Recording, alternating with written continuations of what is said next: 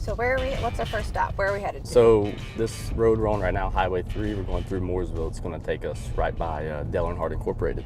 Okay. So Dale Earnhardt Incorporated was about five to 10 minutes from my house that I grew up in as a child, and was always going by it growing up. So it was always so cool to see, like, hey, you know, you're kind of down here right now, but keep working hard and having faith and that it'll all work out. You know, here's a guy from the same town that made this massive career for himself, and this is the pinpoint of where Dale Earnhardt Incorporated is. So it was just a reminder of what you could achieve in life if you're working hard for it. Is there any one memory about driving by here as a kid that sticks out to you more than another? You know, I wish this wasn't where my mind went to, but it's something that really made me feel like, or made me realize how passionate I was about the sport, and that's whenever Earnhardt tragically lost his life at Daytona. No! Big trouble!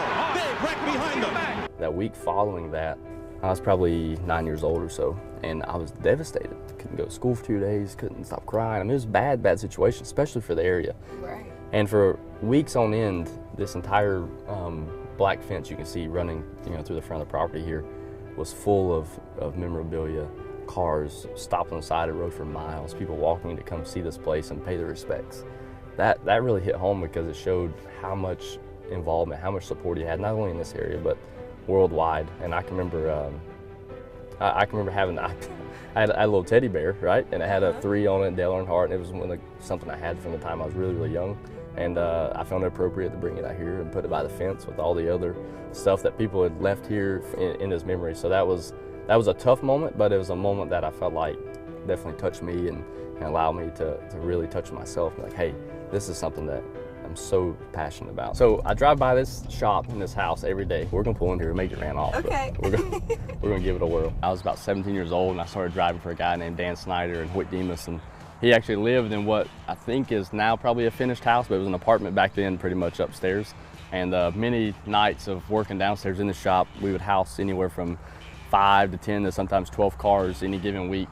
And many sleepless nights working in the shop, just constantly doing whatever you can do to get to the racetrack, and maybe find yourself taking a nap upstairs before going to the next state to run the next race. This was a key moment because when I won the Legends Million at Charlotte Motor Speedway, which was at the time the biggest paying short track race in the country, and that kind of put my name on the map and on a national level because it was televised live. A lot of things went into get me to where I'm at, and this was a key part of that. So this little gas station here, if you remember, so we just drove from downtown Mooresville to here. It took us, what, 20 minutes? So in the middle of putting all these cars together, doing all that stuff, you didn't exactly have time. You just, let's go bail out and go eat lunch, take an hour, this and that. So this place had a club sandwich to die for.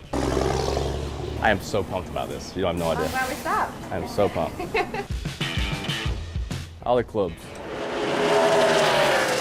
What would it, I mean, you're in the race for a championship. What would it mean to be the person getting that win at the end of the year? Oh my gosh, it's almost one of those things you can't let yourself think about it.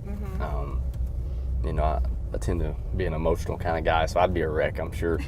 But it's, you know, in all honesty, just to know that everything you put in to get to this point is one thing, but to know or to see it play out like that and be able to call yourself a champion at, you know, one below the top tier of our sport, it'd be very surreal. What's your ultimate goal? Ultimate goal, I feel like, you know, I've said it time and time again, I've already been fortunate to make it way further in life than I'd ever assumed possible. But now that you're here, you find that you have a little bigger weight on your shoulders of what's expected, of doing the right things and whatnot, and it's also a lot of opportunity to kind of have a voice. So I think the ultimate goal is to be able to have a voice to really affect in a positive way, you know, some younger kids' lives. I'd like to be able to do some of that, just to kind of help give back for all the things many people have given me over the years.